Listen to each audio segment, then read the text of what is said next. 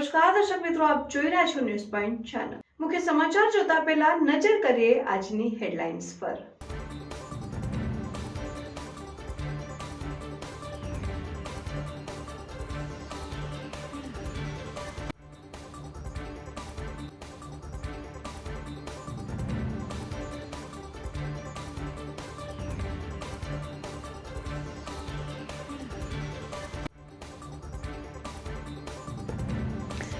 પાલનપુર શહેરમાં રહેણાંક મિલકતોમાં શોપિંગ સેન્ટરો બનાવવાનો રાફડો ફાટ્યો, પાલિકાને વેરામાં લાખો રૂપિયાનો ચોર।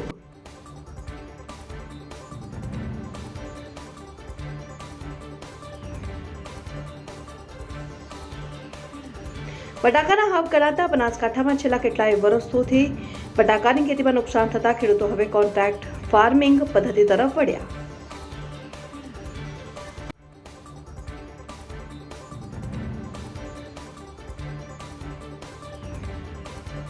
ધાનેરા ખાતે પરમ ધર્મ 1008 સંસદ દ્વારા ગાયને ગૌમાતા જાહેર કરવા મામલતદારને આવેદનપત્ર અપાયું।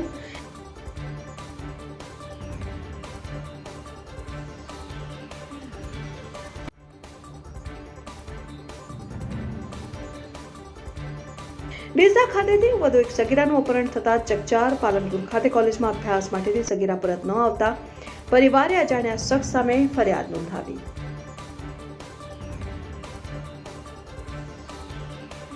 નમસ્કાર દર્શક મિત્રો, ન્યૂઝ પોઈન્ટ ચેનલમાં આપનું હાર્દિક સ્વાગત છે। હવે જોઈએ સમાચાર વિગતવાર। શક્તિપીઠ અંબાજી ગબ્બર ખાતે કલેક્ટર વરુણકુમાર બરનવાલની વિશેષ ઉપસ્થિતિમાં અજય બાણની શાસ્ત્રોક્ત વિધિ વિધાન સાથે પૂજા અર્ચના કરવામાં આવ્યું। રામ જન્મભૂમિ અયોધ્યા ખાતે નવનિર્મિત ભગવાન રામના મંદિરમાં પૌરાણિક અજય બાણની પ્રતિકૃતિ મૂકવામાં આવશે।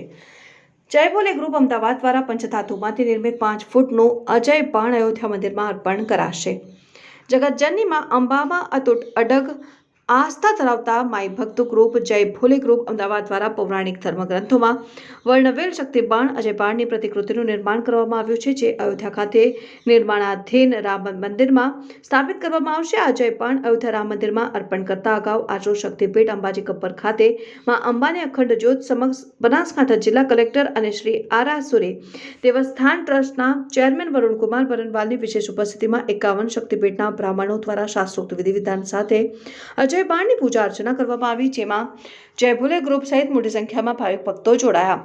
જિલ્લા કલેક્ટર શ્રી વરુણકુમાર બરનવાલે જય ભોલે ગ્રુપની ધાર્મિક આસ્થાને બિરદાવતા અયોધ્યા યાત્રા માટે શુભાશીષ પાઠવ્યા હતા અને પૌરાણિક કથા અનુસાર જોઈએ તો અજય બાણ સાથે શક્તિપીઠ અંબાજીનું અનેરું અનુસંધાન જોવા મળે છે। ત્રેતા યુગમાં જ્યારે પ્રભુ શ્રી રામ અને તેમના ભાઈ લક્ષ્મણ ઋષિ શૃંગીને મળ્યા હતા, ત્યારે ઋષિ શૃંગીએ રાવણ સાથેના યુદ્ધમાં ભગવાન રામની જીત માટે શ્રી રામને આદ્ય શક્તિમાં જગદંબાની પૂજા કરવાનું અને તેમને પ્રસન્ન કરવાનું સૂચન કર્યું હતું અને ભગવાન શ્રી રામે માં જગદંબાનું શ્રદ્ધાપૂર્વક જપ તપ પૂજન કર્યું।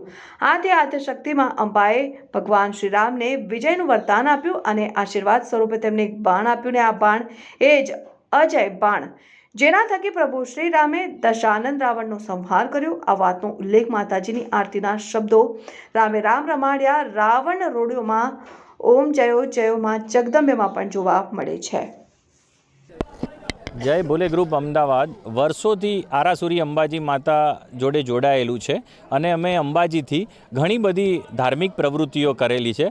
ઘડિયાળ હોય કે પછી શ્રીયંત્ર હોય કે પાદુકા હોય માની સુવર્ણની કે પછી શ્રીયંત્ર, આવી દરેક પ્રવૃત્તિઓથી અત્યારે હાલ જ્યારે અયોધ્યાની અંદર મર્યાદા પુરુષોત્તમ પ્રભુ શ્રી રામનું નવનિર્માણ સાથે જે મંદિર બની રહ્યું છે, તો જગદંબાની એક કથા છે કે ત્રેતા યુગની અંદર જ્યારે ભગવાન શ્રી રામ અને લક્ષ્મણ જ્યારે અર્બુદાના જંગલોમાં અહીંયા આગળ વિચરણ કરતા હતા, ત્યારે શ્રીંગી ઋષિના કહેવાથી તેમણે મા જગદંબાની આરાધના કરી અને મા જગદંબાએ પ્રસન્ન થઈ અને તેમને અજય બાણ અર્પણ કર્યું હતું। અને તે અજય બાણ જેનાથી રામે રાવણનો વધ કર્યો હતો, એ અજય બાણ ઉપર અમે અહીંયાથી જ્યારે હવે આજે કળિયુગની અંદર જ્યારે એક મંદિર બની રહ્યું છે, ત્યારે મા જગદંબાને પંચધાતુ નિર્મિત 11.5 કિલો વજન અને 5 ફૂટ લાંબુ એવું શાસ્ત્રમાં જે વર્ણન છે વેદોની અંદર, જે યજુર્વેદની અંદર ધનુર્વેદનો એક ભાગ છે અને ધનુર્વેદની અંદર બાણ બનાવવાની રીત છે, તો તે પ્રમાણે અમે અજય બાણ પંચધાતુમાંથી નિર્મિત કર્યું છે અને અયોધ્યા મંદિરની અંદર અમે અર્પણ કરીશું।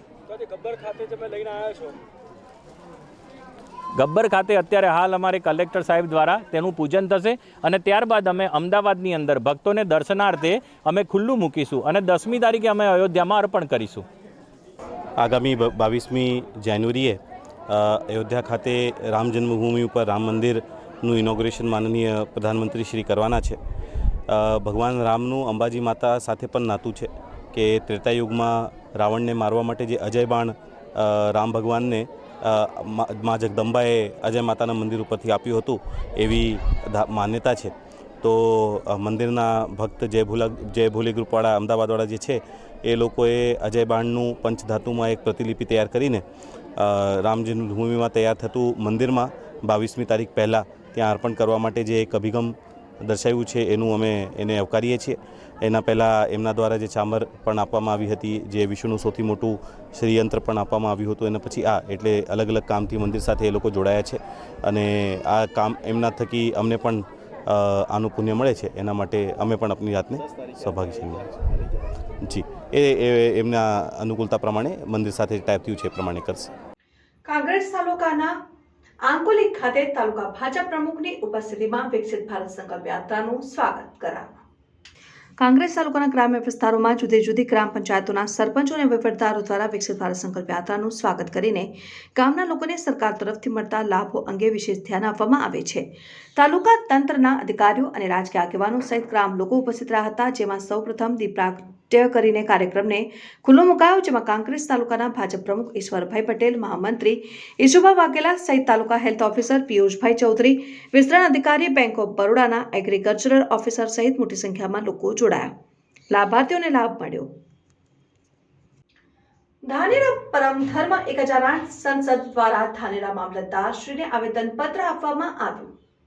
ધાનેરા પરમ ધર્મ 1008 સંસદ દ્વારા લાલચોકમાં ધર્મસભા યોજીને ગાય વિશે વિગતવાર માહિતી આપી લાલ ચોકમાંથી ભવ્ય રેલી નીકાળવામાં આવી હતી અને ધાનેરા મામલતદાર કચેરીએ મામલતદાર શ્રીને આવેદનપત્ર આપીને ગાયને માતા જાહેર કરવા, રાષ્ટ્રપતિને ઉદ્દેશીને ગાયને માતા તરીકે જાહેર કરવાની માંગ સાથે આવેદનપત્ર આપવામાં આવ્યું ને સભા તેમજ રેલીમાં મોટી સંખ્યામાં ગૌભક્તોએ લાલ ચોક ખાતે ધર્મસભા યોજી હતી અને ત્યારબાદ રેલી યોજી મામલતદાર કચેરીએ પહોંચી મામલતદાર શ્રીને આવેદનપત્ર આપ્યું અને રેલીમાં ગૌભક્તો, સાધુ સંતો અને ધર્મ પ્રેમી લોકો ખૂબ જ મોટી સંખ્યામાં હાજર રહ્યા.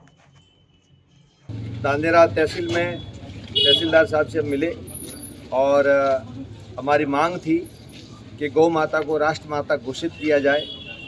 सभी धानेरा नगरवासी, आसपास से पड़ोस पधारे हुए सभी गौ सेवक, गौ भक्त, पूज्य महाराज श्री और हमारे शास्त्री जी और हम सब ने मिलकर गौ माता के लिए, गौ माता की पुकार थी, पूरे भारत देश की पुकार थी.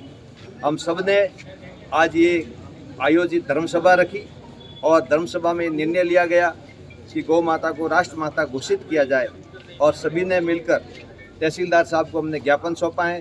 हमारी बात को आगे उच्च अधिकारियों तक पहुंचाएंगे, सरकार तक पहुंचाएंगे और सरकार अमल में लेगी, ऐसी हम आशा रखते हैं.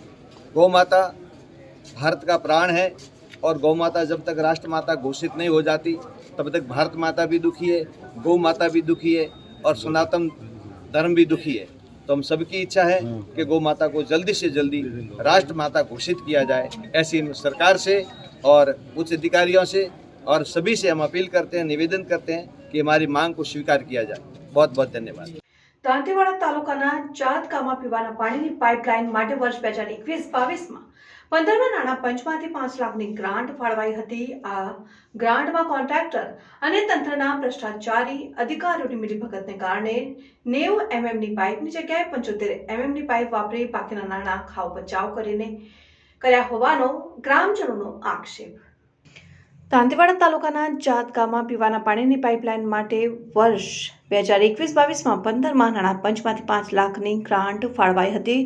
આ ગ્રાન્ટમાં કોન્ટ્રાક્ટર અને તંત્રના ભ્રષ્ટાચારી અધિકારીઓની મિલીભગતને કારણે 90 mmની પાઇપની જગ્યાએ 75 mm પાઇપ વાપરી બાકીના નાણાં ખાવ બચાવ કર્યા હોવાના દશરથભાઈએ આક્ષેપો કર્યા હતા અને કહ્યું હતું કે 1 વર્ષનો સમય વીત્યો હોવા છતાં પણ આજ દિન સુધી લોકો પાણી માટે વલખા મારી રહ્યા છે. અધિકારીઓ ભ્રષ્ટાચાર આચરી આ નાણાંઓનું બારોબારી કરી હોવાનું જણાયું હતું. ગામના જાગૃત નાગરિક દશરથભાઈએ મીડિયા સમક્ષ આક્ષેપ કરતા જણાવ્યું કે જાત ગામની સીમમાં નવા ગામ તળમાં લોકોને પીવાના પાણીને લઈને 5 લાખની માતબર રકમની ગ્રાન્ટ ફાળવવામાં આવી હતી, પરંતુ તાલુકા પંચાયતના એસો શોકત ખાન, તલાટી, સરપંચ સહિતના અધિકારીઓએ ભેગા મળીને નમૂના તરીકે કામ કરી ભ્રષ્ટાચાર આચર્યો હોવાનું જણાવ્યું હતું ને આ ભ્રષ્ટાચારની રજૂઆત કરી હોવા છતાં ફક્ત તપાસનું નાટક કર્યું હોવાનું જણાવ્યું હતું ને નવા ગામ તળમાં વસવાટ કરતા અનેક પરિવારો હાલ પીવાના પાણી માટે વલખા મારી રહ્યા છે, જ્યારે લોકોના ખર્ચે પીવાનું પાણીનું ટાંકું બનાવ્યું હતું। આ ટાંકામાં આજ દિન સુધી એક પણ પાણીનું ટીપું ટાંકામાં આવ્યું નથી અને ટાંકું કોરું ધાકોરું પડ્યું છે અને બીજી બાજુ આ ટાંકાની બાજુમાં આંગણવાડી આવેલી છે। આંગણવાડીમાં ભણતા નાના ભૂલકાઓ પણ પાણી માટે મારી રહ્યા છે વલખા, પરંતુ તંત્રના પાપે આજ દિન સુધી લોકોને પૂરતા પ્રમાણમાં પીવાનું પાણી મળ્યું નથી અને આ ભ્રષ્ટાચારમાં અનેક રજૂઆત કરી હોવા છતાં પણ તાલુકા વિકાસ અધિકારી તેમજ જિલ્લા વિકાસ અધિકારી દ્વારા કોઈ પગલું ભરવામાં ન આવતું હોવાના અરજદારે આક્ષેપ કર્યા હતા। સાહેબ પાણી નથી, કેટલા સમયથી નથી આવતું? આ તો આખા 20 જેવું સાલ થઈ જશે। કેટલા સમયથી પાણી નહીં આવતું તમારે? 15-20 વર્ષથી નહીં આવતું સાહેબ। મારે ડાયાને 17 વર્ષ છે, આ પેલો મારો મોટો છોકરો છે ને એને 7 વર્ષ થઈ ગયો। તો શું માંગે તમારે? પાણી શું કરવું જોઈએ? પાણી તો સાહેબ જોઈએ જ કરી, ન જોઈએ રજૂઆત કરી આમ કોઈને? કોઈએ સાહેબ રજૂઆત નહીં કરી। 8 બોર કરાયો તો પણ આવતું નહીં। અમારા ગામમાં હું દશરથભાઈ કાંતિભાઈ રાજગોર જાત ગામનો વતની છું, દોતીવાડા તાલુકાના। અમારા ગામની અંદર એક નવીન ગામતળમાં 5 લાખ રૂપિયાનો એસ્ટિમેટની પાઇપલાઇનનું કનેક્શન પાસ કર્યું હતું આ લોકોએ ઠરાવ કરીને। ખરેખર એની અંદર આ લોકોએ ભ્રષ્ટાચાર કરી અને 75 mmની પાઇપ નોખી હતી। એ બી છતાં 75 mmની નોખતા છતાં પણ ત્યાં પાણીની ટાંકીમાં આજ સુધી કોઈ કનેક્શન પણ આપેલું નથી। અને આજ શોકત ખાન એસોએ જે તે ટાઈમે MB નંબર 229 પેજ નંબર 99 ઉપર આ બધું ચિતર્યું હતું। એ પછી એમને ખબર પડી કે અમે લોકો જાગૃત થઈને એની RTIથી માહિતી માગી, તો આજ સુધી અમને એક તો માહિતી નથી આપતા અને આપે છે તો તૂટી ફૂટી આપે છે।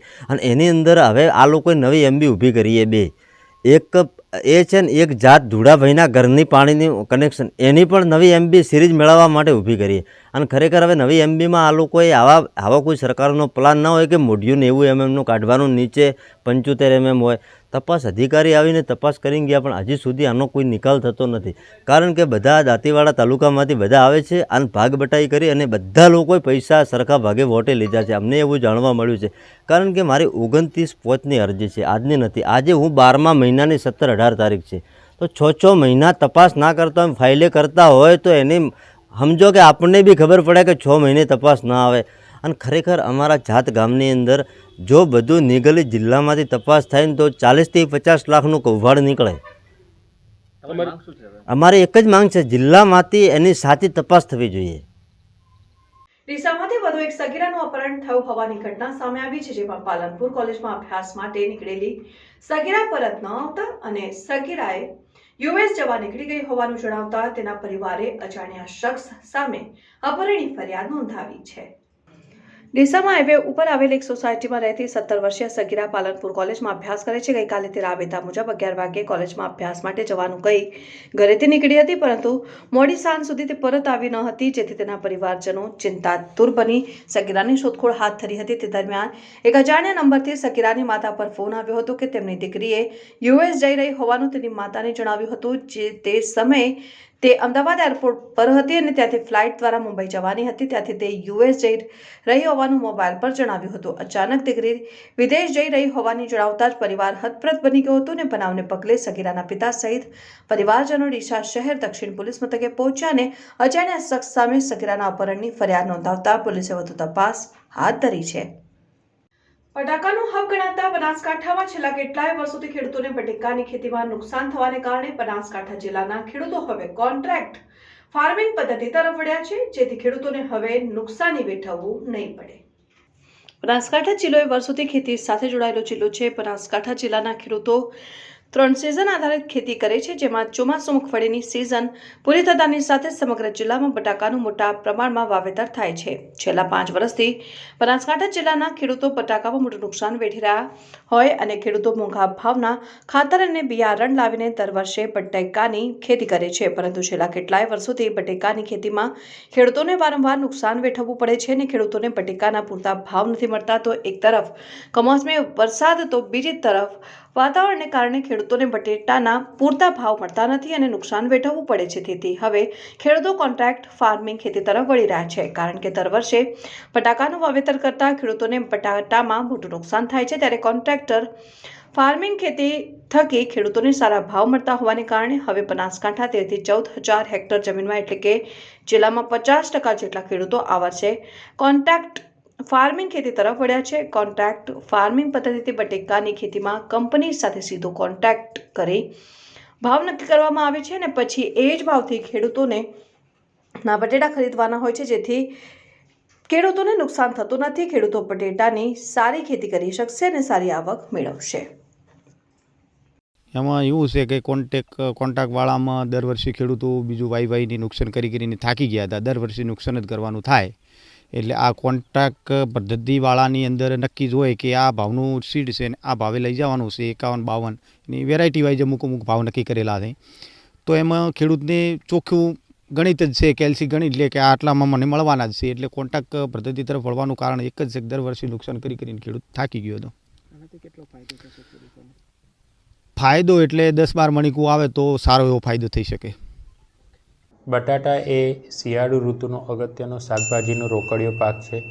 આપણે દેખીએ કે બટાકાનું દર વર્ષે ગુજરાતની અંદર વાવેતર વધતું જતું હોય છે. હવે ગુજરાતની અંદર બટાકાના વાવેતરના આંકડાની વાત કરીએ તો ગુજરાતની અંદર અંદાજિત 1,30,000 હેક્ટર વિસ્તારની અંદર બટાકાનું વાવેતર થાય છે અને એની અંદરથી લગભગ 30 થી 35% વિસ્તાર જે છે એ પ્રોસેસિંગ બટાકા હેઠળનો છે.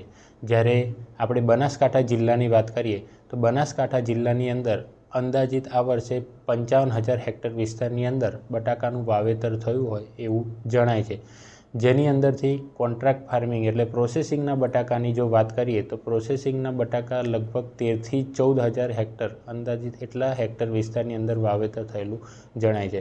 હવે આપણે દેખીએ છીએ તો ગુજરાતની અંદર પ્રોસેસિંગના બટાકાનો વિસ્તાર દિવસે ને દિવસે વધતો જાય છે. તો એના પાછળનું મુખ્ય કારણ એ છે કે આપણે બટાકાની અંદર આપણે દેખીએ કે દર વર્ષે ભાવની અનિશ્ચિતતા ખૂબ જ મોટી હોય છે. ઘણી વખત બટાકા આપણે જ્યારે કાઢીએ ત્યારે ભાવ ખૂબ જ ઓછો હોય છે. તો આ ભાવની અનિશ્ચિતતાથી બચવા માટે ખેડૂતો કોન્ટ્રાક્ટ ફાર્મિંગ એટલે કોન્ટ્રાક્ટ ફાર્મિંગથી પ્રોસેસિંગના બટાકા તરફ વળ્યા હોય છે. કોન્ટ્રાક્ટ ફાર્મિંગથી પ્રોસેસિંગના બટાકાનું વાવેતર કરે એટલે ખેડૂત અને કંપની વચ્ચે એક કોન્ટ્રાક્ટ થાય છે, જેની અંદર ભાવ અને બટાકાની ગુણવત્તા એ બાબતે કોન્ટ્રાક્ટ થતો હોય છે. એટલે બટાકાનું વાવેતર પહેલાં જ જે બટાકાનો જે ભાવ છે એ નિશ્ચિત થઈ જતો હોય છે. એટલે ખેડૂતને ભાવ બાબતે અનિશ્ચિતતા રહેતી હોવાથી આપણે દેખીએ છીએ કે કોન્ટ્રાક્ટ ફાર્મિંગનું વાવેતર દિવસે ને દિવસે વધતું જાય છે. બનાસકાંઠાના આગથળા પોલીસની હદમાં છેલ્લા 2 મહિનાથી બળાત્કાર, અપહરણ અને પોક્સો જેવા ગંભીર ગુનાઓ આચરી નાસ્તા ફરતા આરોપીને પોલીસે પકડી પાડ્યો છે, જે અંગે ડીસા પીસીઆઈ વધુ તપાસ હાથ ધરી છે. આગથળા પોલીસ મથકે 2 મહિના અગાઉ બળાત્કાર, અપહરણ અને પોક્સો અંતર્ગત ફરિયાદ નોંધાઈ હતી, જેમાં થરાદ તાલુકાના વાઘાસણ ગામનો કસ્તુર જોહાભાઈ ઠાકોર નામનો યુવક એક સગીરાને લગ્નની લાલચ આપી ભગાડી ગયો હતો અને તેનું અપહરણ કરી ગયા બાદ તેની સાથે દુષ્કર્મ આચર્યું હતું. જે અંગેની ફરિયાદ આગથળા પોલીસ મથકે નોંધાતા પોલીસે આરોપીની શોધખોળ હાથ ધરી છે. જોકે છેલ્લા 2 મહિનાથી પોલીસને ચકમો આપી નાસ્તા ફરતા આરોપીને આજે લાખણી વિસ્તારમાં ફરતો હોવાની માહિતી મળતા જ પોલીસ સતર્ક બની હતી અને આરોપીને લાખણી મુકામેથી ઝડપી પાડ્યો હતો અને આરોપીને ઝડપી આગળની કાર્યવાહી માટે ડીસા સર્કલ પોલીસ ઇન્સ્પેક્ટરને સોંપવામાં આવ્યો છે. ભગવાન શ્રી રામના મંદિરની પ્રાણ પ્રતિષ્ઠાનું આમંત્રણ પહોંચ્યું દાંતીવાડાના પાંથાવાડા મુકામે. અયોધ્યા નગરીમાં શ્રી રામ મંદિરના પ્રાણ પ્રતિષ્ઠા મહોત્સવનું આમંત્રણ પાંથાવાડાના રામજી મંદિરના ચરણોમાં પહોંચ્યું હતું. મહોત્સવના આમંત્રણને લઈ સમગ્ર દાંતીવાડા તાલુકાના પાંથાવાડામાં જય જય શ્રી રામના નારા ગુંજી ઉઠ્યા હતા. પત્રિકા અને અક્ષત કળશનું ગામ લોકોએ વાજતે ગાજતે સમય કરીને શાહી સન્માન સાથે સ્વાગત કર્યું. પત્રિકા અને અક્ષત કળશના દર્શન કરવા મોટી સંખ્યામાં લોકો ઉમટી પડ્યા. સમગ્ર પાંથાવાડા ગામ ભાવિક ભક્તો સાથે 17 થી 22 જાન્યુઆરી સુધી પ્રતિષ્ઠા મહોત્સવને લઈને 501 દીવડા પ્રગટાવી રામધૂન કરી ભક્તિના રંગે રંગાશે. પાલનપુર શહેરમાં રહેણાંક મિલકતોમાં પાર્કિંગની સુવિધાઓ વિના બની રહેલ શોપિંગ સેન્ટરો. પાલિકાના વિપક્ષના નેતાએ મોટા તોડપાણી થયા હોવાના લગાવ્યા આક્ષેપ. રહેણાંક વિસ્તારમાં બની રહેલ શોપિંગના માલિકો નોટિસ આપી કરાશે કાર્યવાહી. બનાસકાંઠા જિલ્લાના મુખ્ય મથક પાલનપુર શહેરના અનેક વિસ્તારોમાં જાણે રહેણાંક મિલકતોમાં શોપિંગ સેન્ટરો બનાવવા માટેનો રાફડો ફાટ્યો હોય તેવું લાગી રહ્યું છે. કોઈ જ પ્રકારની સુવિધાઓ વિના શહેરના વિવિધ વિસ્તારોમાં હાલમાં શોપિંગ સેન્ટરો બની રહ્યા છે. વર્ષોથી જૂની મિલકતો જે રહેણાંકમાં છે તેવી મિલકતોમાં શોપિંગ સેન્ટરો બનાવી બિલ્ડરો દિગતી કમાણી કરી રહ્યા છે. જોકે નગરપાલિકામાં રહેણાંક પ્રમાણેનો ટેક્સ ભરવામાં આવી રહ્યો છે, જેના પગલે નગરપાલિકાને લાખોનો ચૂનો લગાવવામાં આવી રહ્યો છે. ત્યારે સમગ્ર મામલે પાલિકાના વિપક્ષ નેતા અંકિતા ઠાકોર દ્વારા જણાવ્યું હતું કે શહેરમાં 2-4 ભેગા મળીને 2 માળ 3 માં 4 માળની બિલ્ડિંગો બનાવવામાં આવી રહી છે. જોકે આ તમામ બિલ્ડિંગોમાં કોઈ જ પ્રકારની પાર્કિંગ સહિતની સુવિધાઓ હોતી નથી. બિલ્ડરો દ્વારા તોડપાણી કરીને આ બિલ્ડિંગો બનાવવામાં આવી રહી હોય તેવું લાગી રહ્યું છે. ત્યારે નગરપાલિકા દ્વારા તમામ બિલ્ડરો સામે કાયદેસરની કાર્યવાહી કરવામાં આવે ને કાયદેસરના પગલાં લેવામાં આવે. જોકે સમગ્ર મામલે પાલિકાના ચીફ ઓફિસર દ્વારા જણાવવામાં આવ્યું હતું કે પાલનપુર શહેરમાં રહેણાંક મિલકતોમાં જે અત્યારે કોમર્શિયલ શોપિંગ સેન્ટર બની રહ્યા છે તે બાબતે અમારે ધ્યાન આવ્યું છે. ત્યારે અમે મિલકતના માલિકોને નોટિસ આપવામાં આવી છે અને આગામી સમયમાં આ તમામ ગેરકાયદેસર રીતે બનતી મિલકતો સામે કડકાઈથી કાર્યવાહી કરીશું. અત્યારે પાલનપુરમાં વગર પાર્કિંગના કોમર્શિયલ બની રહ્યા છે. 2-4 ઘર હોય, આજુબાજુ ઘર હોય અને ત્યાં 2 માળની 5 માળની 7 માળની બિલ્ડિંગો બની જાય છે.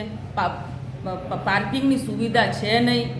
ચીફ ઓફિસરને મારે આપ દ્વારા કહેવું છે કે સાહેબ જાગૃત કરો, પગલાં લો કે આ લોકો કોના ભરોસે બિલ્ડિંગો બનાવે છે કે પછી તોડ પાણી કરી અને બિલ્ડરોની મોજમાં આ પાલિકા ચાલે છે.